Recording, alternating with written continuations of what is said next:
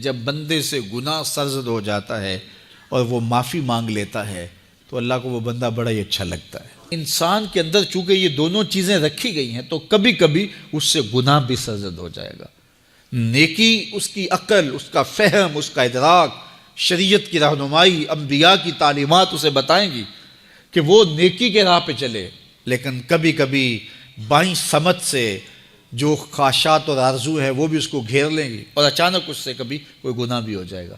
اور اگر اچانک اس سے کبھی گناہ ہو گیا، کبھی آنکھ بھٹک گئی، کبھی خیال بہک گئے، کبھی سوچ میں آوارگی آ گئی، کبھی زبان نے میلا لفظ بول دیا، تو پھر کیا ہے کہ پھر فوری معافی مانگ لے۔ مومن جب گناہ کرتا ہے تو ایسی کیفیت ہوتی ہے جیسے ابھی احد پہاڑ تلے آ گیا ہے، اگر اس نے توبہ نہ کی تو کچل دیا جائے گا۔ اللہ اکبر، تو پھر فوری معافی مانگتا ہے تو یہ اللہ کو بڑا ہی اچھا لگتا ہے۔ اللہ کہتا ہے فرشتوں سے کہ دیکھو میرا بندہ آخر میری دہلیز پہ آیا ہے نا، تم گواہ ہو جو میں نے اس کے سارے گناہ معاف کر دیے۔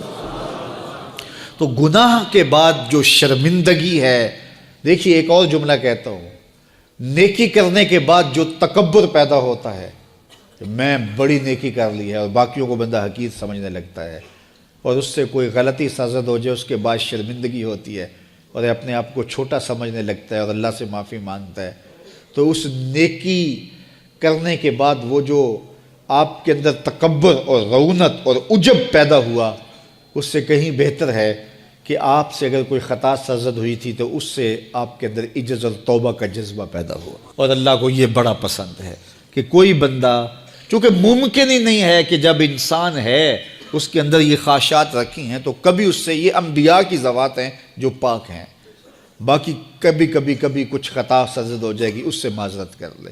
آپ نے نام سنا ہوگا ایاس کا، محمود غزنوی کا بڑا محبوب وزیر تھا اور بہت زیادہ بادشاہ اس سے محبت کرتا تھا، تو آیان سلطنت جلتے تھے، تو بادشاہ گاہے گاہے کوئی ایسا منظر ان کو دکھلاتا کہ اس سے میں خاص پیار کیوں کرتا ہوں۔ ایک دن بادشاہ کے ہاتھ میں موتیوں کی بھری ڈبیا تھی اور محل کے اندر یہ ایک حوض تھا، تالاب تھا، تو اس کے اندر اس نے وہ سارے موتی پھینک دیے۔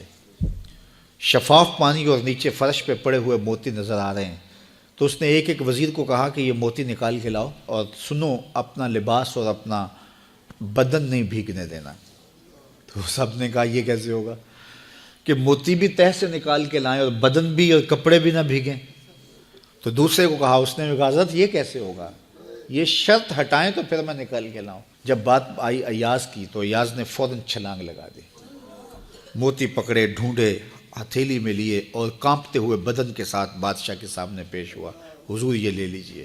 بادشاہ غصے میں تھا کہ میں نے کہا تھا لباس اور کپڑے بھیگنے نہیں چاہیے، تیرے بدن سے پانی نچڑ رہا ہے، تیرے لباس سے پانی نچڑ رہا ہے، یہ کیا؟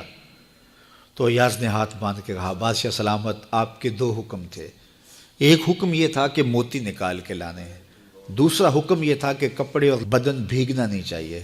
ایک کام میں نے کر دیا ہے، دوسری غلطی ہو گئی ہے، معافی چاہتا ہوں۔ تو کہا وزیرو یہ ہے خوبی اس کی، تم نے کہا ہم کیسے نکال کے لائیں، اس تالاب میں اتریں گے تو بدن تو بھیگے گا ہی بھیگے گا۔ تو کہا جب شہوات دی گئی ہیں، خواہشات رکھی گئی ہیں، آرزویں دیوانی ہیں، اور پھر اس کائنات کے اندر رہ کر کے حضرت انسان کبھی تو اس تالاب کی غلاظت سے اپنے آپ کو بھر ہی دے گا، تو پھر کمال کیا ہے کہ نیکی کے پھول پیش کر دے، سجدے کے موتی پیش کر دے، رکوع اور قیام کے موتی پیش کر دے، ہمدردی انسانیت کے ساتھ پیار کے موتی پیش کر دے، سارے موتی پیش کرے، پھر مالک کا جلال کہ تیرے کپڑے کیوں بھیگے، یہ گناہ کیوں کیا، یہ گناہ کیوں کیا، ہاتھ جوڑ کے کہے مالک اس کی معافی مانگ، تو اللہ تعالیٰ پچھلے گناہ نہ صرف معاف کرتا ہے بلکہ ان گناہوں کو نیکیوں میں تبدیل کرتا ہے۔ وہ ایک فقیر بادشاہ کے دربار میں جا نکلا نا، تو کہا کہ بادشاہ یہ تخت و تاج کیا ہوتے ہیں، اس کی کوئی قیمت نہیں ہے۔ تو بادشاہ ہنس کے کہنے لگا اس فقیر کو باہر نکالو، اسے کیا پتہ ہے کہ تخت و تاج کیا ہوتے ہیں، اس کی لذت کیا ہوتی ہے۔ جب خدام کھڑے ہوتے ہیں، استقبال کر رہے ہوتے ہیں، جب تخت پہ بیٹھے اور ساری رعایا نیچے بیٹھی ہوتی ہے، اس نے کہا نکالو فقیر کو، اس کو کیا پتا۔ بادشاہ ایک دن شکار کرنے گیا تو وہاں اس کا گھوڑا جو ہے وہ سرکش ہو گیا اور ایسی جگہ پہ لے گیا کہ جہاں نہ پانی تھا اور نہ کوئی اور چیز. بادشاہ وہاں ہانپ رہا ہے کہ وہی فقیر مشکیزہ ڈالے ہوئے گزرا اور آواز دے رہا ہے پانی لے لو پانی لے لو. بادشاہ کی تو موت واقع ہونے والی تھی, آخری ہچکیاں تھی, تو اس نے آواز دی پانی.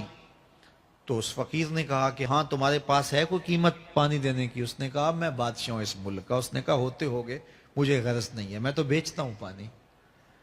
اس نے کہا بابا میں بادشاہ ہوں, جو مانگو گے میں دوں گا, مجھے پانی دو, میں مر رہا ہوں. اس فقیر نے کہا آدھی حکومت لگے گی. اس نے کہا آدھی لے لینا, مجھے پانی تو دو, کیونکہ مر گیا تو ساری جائے گی. اس نے پانی کا گھونٹ دیا, پیاس کی شدت تھی, جب پانی کا کٹورا اس نے منہ سے لگایا تو پانی حلق میں اٹک گیا. اب پھر دوبارہ مصیبت بن گئی. تو اس فقیر نے کہا کہ میں حکیم بھی ہوں, اگر کہو تو تمہارا علاج کر دوں. اس نے کہا ضرور کرو, لیکن اس نے کہا میں یوں ہی نہیں کروں گا, آدھی باقی حکومت بھی لگے گی, وہ بھی لکھ دو. اس نے چمڑے کے اوپر لکھوا لیا, ساری حکومت لکھوا لی, اور اس نے اس کا علاج کیا فوری. جو اس کے پاس ٹوٹکا ٹونا تھا تو اس کا پانی حلق سے نیچے اتر گیا. بادشاہ گھوڑے پہ بیٹھا واپس آیا, وقت گزر گیا, عرصہ بیت گیا. بادشاہ پھر تخت پہ بیٹھا تھا, وہی فقیر بھیس بدل کے دوبارہ آ گیا. پھر اس نے نصیحت کی کہ آخرت کو یاد کرو, یہ دنیا کچھ نہیں ہے, 4 دن کی کہانی ہے. بادشاہ نے کہا تو میرا خیال ہے پہلے بھی کبھی آیا تھا, تو نہیں سمجھتا تخت و تاج کی لذت کیا ہے. اس نے کہا اس کی کوئی قدر و قیمت نہیں ہے, چھوڑ اسے, آخرت سب کچھ ہے. تو اس نے کہا نکالو اس فقیر بابے کو, یہ اس دن بھی آیا تھا تو آج پھر آ گیا ہے, اپنی راہ لے بابا. اس فقیر نے اپنے تھیلے سے وہ چمڑے کی دستاویز نکالی جس کے اوپر اس نے ساری حکومت لکھ کے دی تھی. اس نے کہا بادشاہ یہ ہے تیری حکومت کی قیمت, صرف 2 گھونٹ پانی, جس پر تو نازاں ہے, جس پر تجھے فخر ہے, تو قبل اس سے سورج مغرب سے طلوع ہو جائے, توبہ کا دروازہ بند ہو جائے, سانسیں اٹک کے حلق تک آ جائیں, اور ہماری زندگی کا دفتر سمیٹ دیا جائے, اور پھر پچھتائیں ہائے جو چند لمحے ضائع کیے, ہائے جو زندگی برباد کی وہ کیوں برباد کی. کل کے پچھتاوے سے بہتر آج کا پچھتاوا زندگی پلٹ ہوگا. وقت پر کافی ہے ایک قطرہ بھی آب خوش ہنگام کا, جل گیا جب کھیت برسا می تو پھر کس کام کا. آئیے میں اور آپ اپنی زندگی کو مالک کی چوکھٹ پہ, مالک کی دہلیز پہ لے جائیں, اس کے حضور سچی توبہ کریں, رجوع لائیں, اپنے گناہوں سے معافی مانگیں. وہ کریم ایک آنسو سے سارے گناہ معاف کر دے گا. اپنی آخرت کی تیاری کریں, کاروبار دنیا بھی کریں, لیکن اصل ہماری زندگی آخرت کی زندگی ہے. صحابہ کو خندق کھودتے دیکھا تو پیار آیا تو یہی کہا اللہم ان العیشہ عیش الآخرہ, اے اللہ زندگی تو آخرت کی زندگی ہے. فاغفر للانصار والمہاجرہ, میرے انصار کو بھی بخش دے, میرے مہاجروں کو بھی بخش دے. تو اللہ تعالی ہم سب کی مغفرت فرمائے. زکوٰۃ کا نصاب کیا ہے؟ 7.5 تولے سونا یا 52.5 تولے چاندی, یا ان میں سے جس کی قیمت کم ہو اس مقدار کی رقم, اس پہ 1 سال گزر جائے تو زکوٰۃ واجب ہو جائے گی.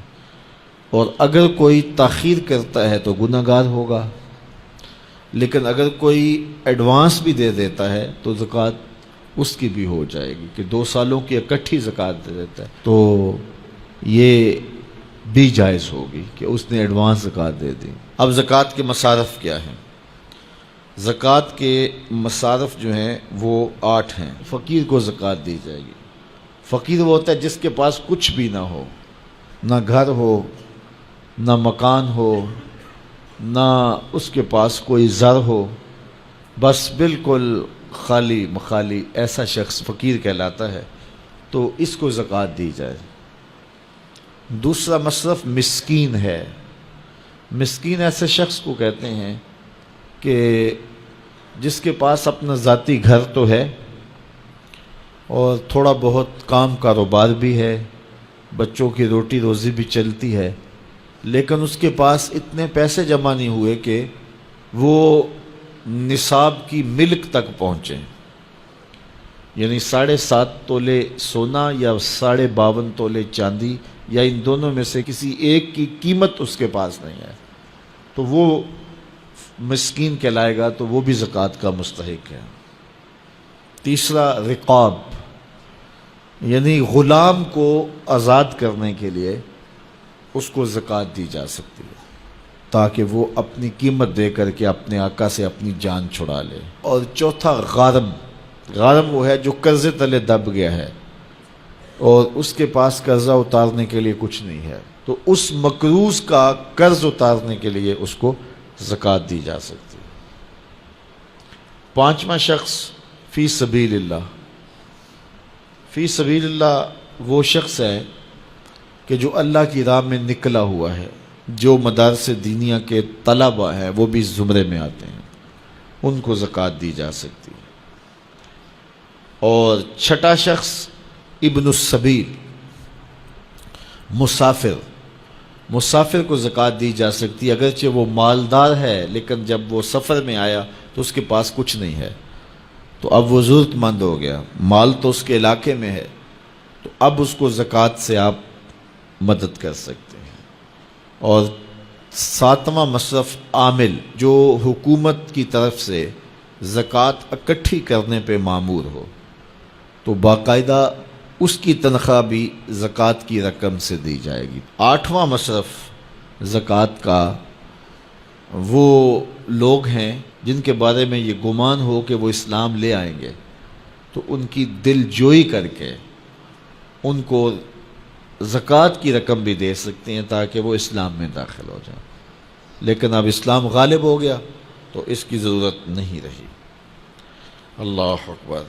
تو یہ 40واں حصہ ہے زکوٰۃ کا، یعنی 100 میں سے 2.5 روپے راہ خدا میں، ان مصارف میں سب کو بانٹ کر بھی دیے جا سکتے ہیں، کسی ایک مصرف کو بھی دیے جا سکتے ہیں۔ حضرت شیخ احمد مجدد الف ثانی علیہ رحمہ مکتوبات میں لکھتے ہیں، جب دین کا انہدام ہو رہا ہو، جب دین کی قدریں پامال ہو رہی ہوں، تو اس زمانے میں راہ دین میں ایک دانگ خرچ کرنا، ایک پائی خرچ کرنا، دیگر مدات میں لاکھوں روپے خرچ کرنے سے افضل ہے۔ میرے حضور نے فرمایا، میں قسم اٹھا کے، رب کی قسم اٹھا کے میں کہتا ہوں، ایک تو میرا کہنا کافی ہے، پھر میں محمد رب کی قسم اٹھاؤں تو پھر کتنی بڑی بات ہوگی۔ فرمایا، میں محمد رب کی قسم اٹھا کے کہتا ہوں کہ صدقے سے مال کم نہیں ہوتا۔ تمہارا اکاؤنٹنٹ کہتا ہے کہ اتنے کم ہو گئے، تمہارا کیلکولیٹر حساب دیتا ہے کہ اتنے کم ہو گئے، لیکن تمہارا رسول کہتا ہے قسم ہے نہیں کم ہوں گے۔ اب جس نے تجربہ کرنا ہو وہ تجربہ کر کے دیکھ لے، خدا کی راہ میں دیا گیا کبھی بھی کم نہیں ہوتا، صدقے سے مال بڑھتا ہے، مال میں اضافہ ہوتا ہے، مال میں برکت ہوتی ہے۔ اس لیے اللہ کی راہ میں خرچ کرو، نفلی طور پر بھی خرچ کرو، اور جو وجوبی صدقات ہیں ان کو بھی ادا کرو تاکہ اموال پاک ہو جائیں، ستھرے ہو جائیں۔